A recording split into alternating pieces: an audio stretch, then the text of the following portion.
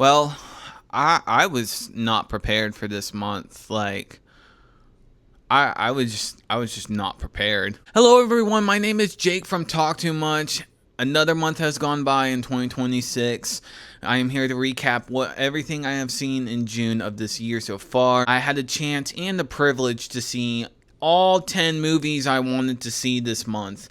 Yes, you heard that correctly. There's not one single film I missed.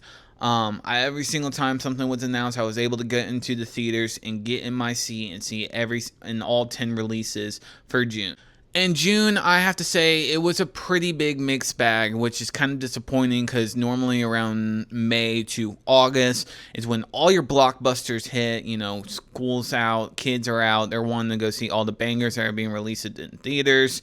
So this is a prime time for everything to be released. This is a prime time for all the big movies with all the big names to be out there in theaters and make the most money possible. And while I can say that the theater audience is alive, a lot of these movies, they're not alive. Where I actually debated for a second, looking through all my month recaps, like, is June probably the most disappointing month that we've had this year? So I'll be giving my thoughts on all 10 movies and let you know, starting from the bottom all the way to the top, my thoughts, just quick little here and there, let you know why my number one is number one, and some areas it's going to have higher margins than others, so just a heads up. Starting off with number 10, and unfortunately I'm going to have to give it to Death of Robin Hood.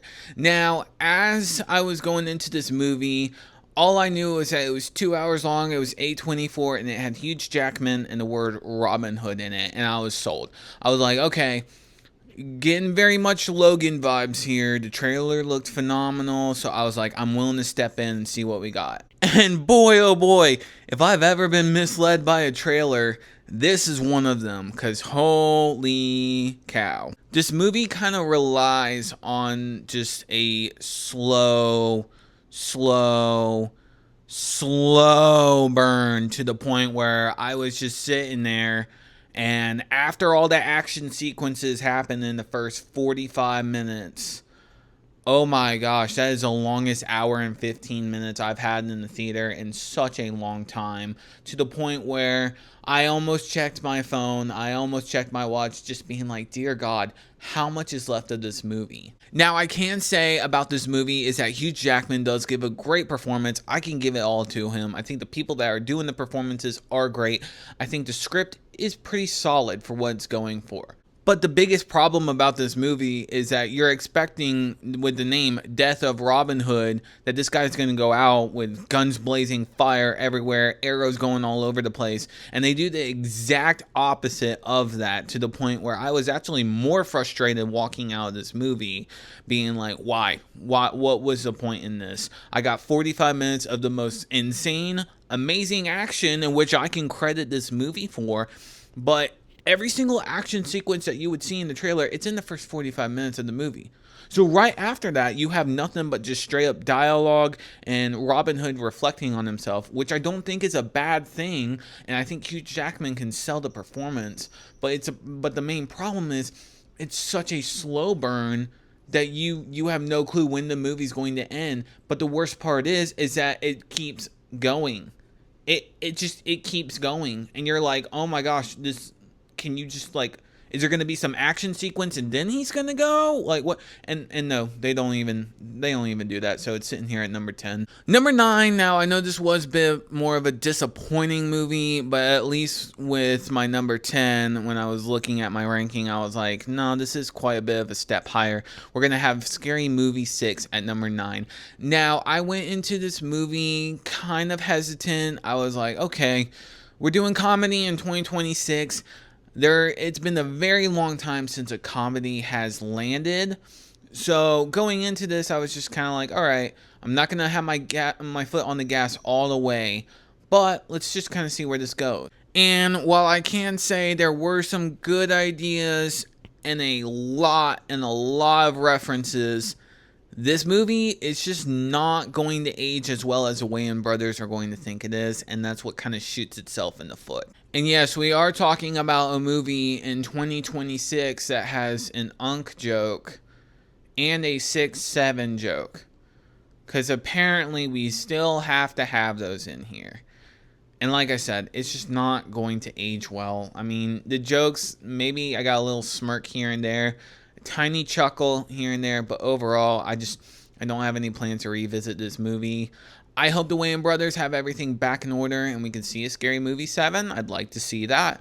I just think we're a step in the right direction, but at the same time, we're halfway step back. Number 8 now is going to go to Supergirl, and I, like others, I mean, it's fine. It's seriously fine. It's not the worst thing ever created. I would actually go as far as to say my bottom two below this, they're in the more so bottom tier of my list for this year. Supergirl, it's right in that middle ground where I think Millie Alcock gives a hell of a performance, and I can at least applaud her for that. But the script, again, I don't know why James Gunn approved this script. I still don't understand why he approved this script. But with an awful script, a basic story, and a forgettable villain, it has so many flaws that it just feels like, yes, it's jumping out of an airplane with a parachute, but that parachute has quite a bit of sizable holes. Get a little concerning when you're landing. Therefore, it can't really stick the landing all the way. I do hope we get a Supergirl, Superman movie with both of them again. I'd like to see them. I'd like to see Kara along with Clark team up again for the future. I think it would be great. I'd like to see Millie back in this place again. I think she does a great job. Like I said, that's the only thing that doesn't hurt this movie so much, is at least the performance of Millie Alcock saves this movie a lot for what she has dealt with. So I already know, I've seen the box office numbers. I know this movie is plummeting, which is a shame. I don't wish bad upon people. I don't wish bad upon their movies. So it is a real shame to see it that way. Hopefully it can get picked up a little bit more with streaming. But if you are curious, wait for it to come out on streaming and then give your own opinion. Number 7 here, and we got Spielberg on this list with Disclosure Day. Now, this movie, I wasn't exactly extremely hyped for it, especially since I kind of know that Spielberg's career in the past decade has been more hit or miss compared to his early work. Nothing negative to say about the guy. I mean, he's in his 80s and he's still creating the movies, which means he still has a love for making them. And that's really what's most important about this. I mean, you're talking about the guy that made Jaws, Indiana Jones, and Jurassic Park, freaking E.T. I mean, the guy's got stuff under his belt, so why wouldn't you be excited for another Spielberg movie? And I only have to say is that it's an unfortunate 2.5 hour cut where you're in the middle of everything that happens. Not much backstory other than you have to pick up the pieces along with the story that kind of just goes back and forth with this question of, are humankind ready for aliens to be out there? And the biggest problem with that underlying question is that we're sitting here in 2026.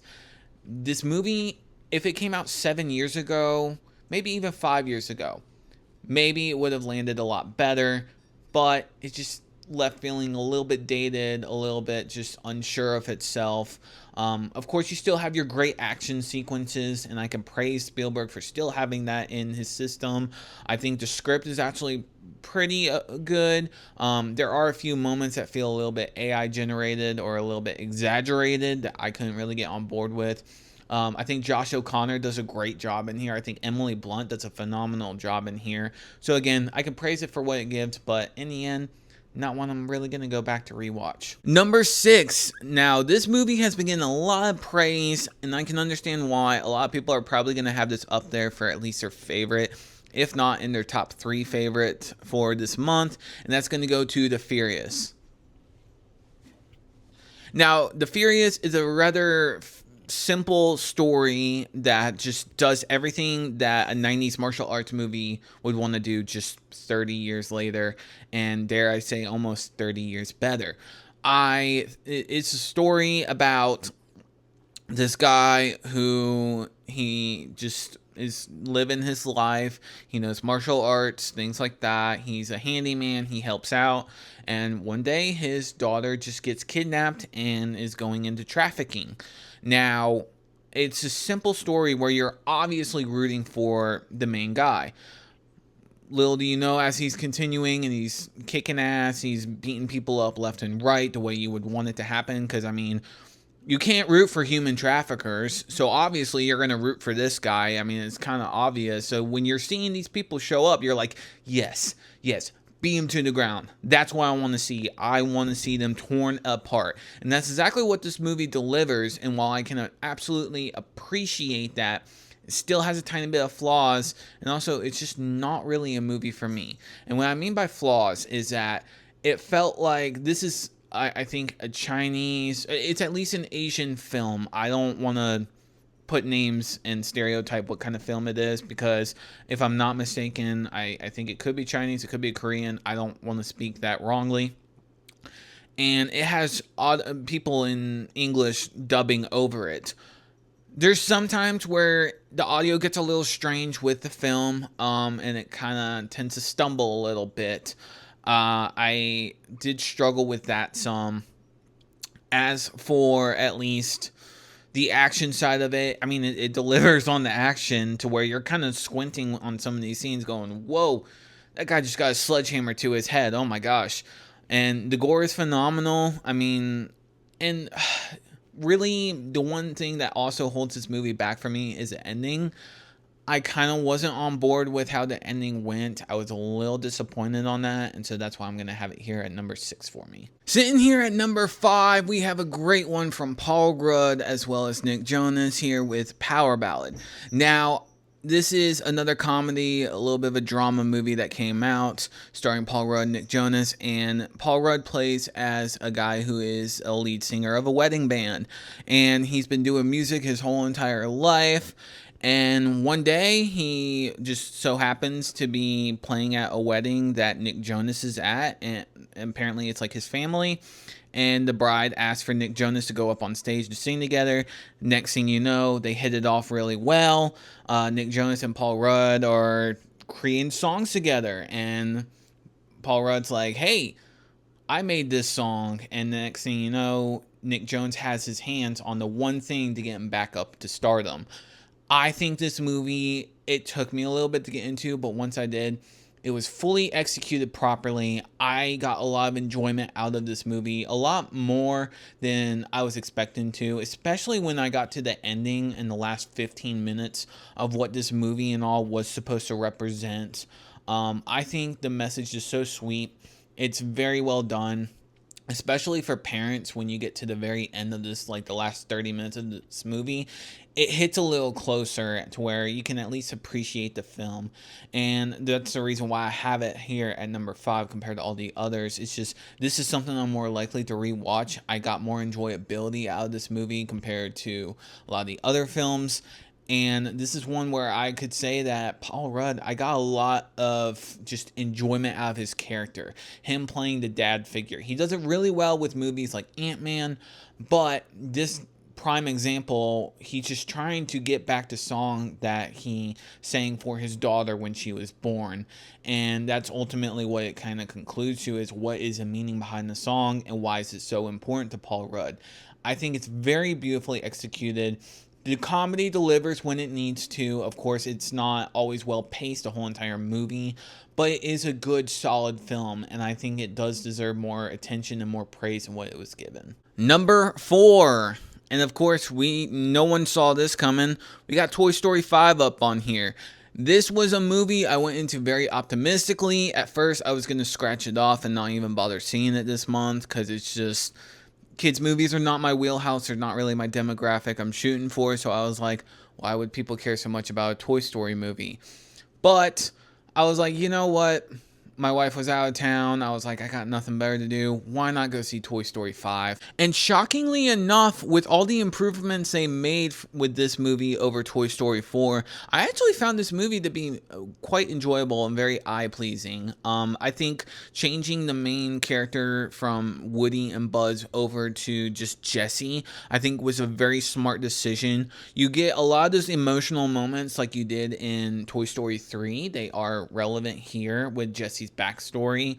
I like the idea that we're trying to expand Bonnie and work on her as a character rather than, focusing on just her playing toys and like going through school and stuff. It's actually about her trying to be friends and making friends, which in the day and age where every kid has an iPad right in front of them, this movie tries to show something different. It tries to show, hey, maybe not every kid needs an iPad. Maybe we kind of need to go back to these days and play with these toys, raise our kids on these rather than just a whole bunch of screen.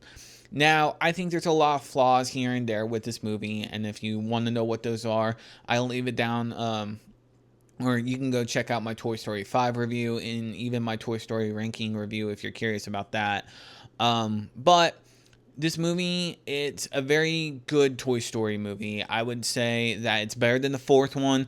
Doesn't touch the top 3 for sure, but it is good. I think at least for 7 years later, there is something to be said about this movie, and that's why it's here for me at number 4. Number 3 on this list, and it was not one I was expecting to have so high up here, I got Masters of the Universe.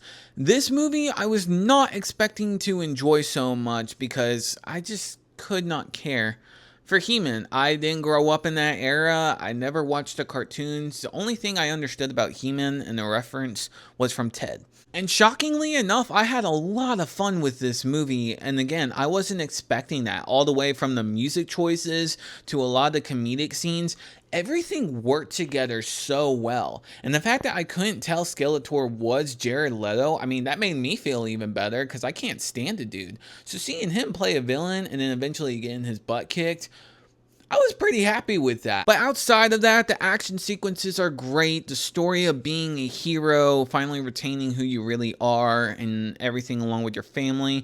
I think everything is done so well about this movie. It has a lot of comedic moments, which does tend to hurt some of the movement in the film, but it's definitely a fun watch where at least I could walk out of it being like, you know, I had a pretty good time with that. I don't think that's the worst thing it was ever created. So it's sitting here at number 3 for me. Number 2, now this is going to be a pretty powerful movie. And of course, I think it came out at the right time and the right month. We have Leviticus. Now, Leviticus, I kept my eye, I had one eye constantly watching on this movie ever since I heard about it at South by Southwest and everybody praising it. I was like, okay, I am a little intrigued. What do we have here? And essentially what we have is just a homosexual version of It Follows, but done, I would even dare say, better. Whereas you had the messages of It Follows kind of correlating to STDs, what Leviticus is pretty much, it does horrify the religious aspect of being gay, and I think it is done in such a beautiful and well executed movie and motion picture that I couldn't help but just sit there being like, I wanted to root for these two to make it out of this movie alive. The plot behind this movie is that these two teenage boys, they love each other in Australia. One of them has moved across different parts of Australia and finally landed there.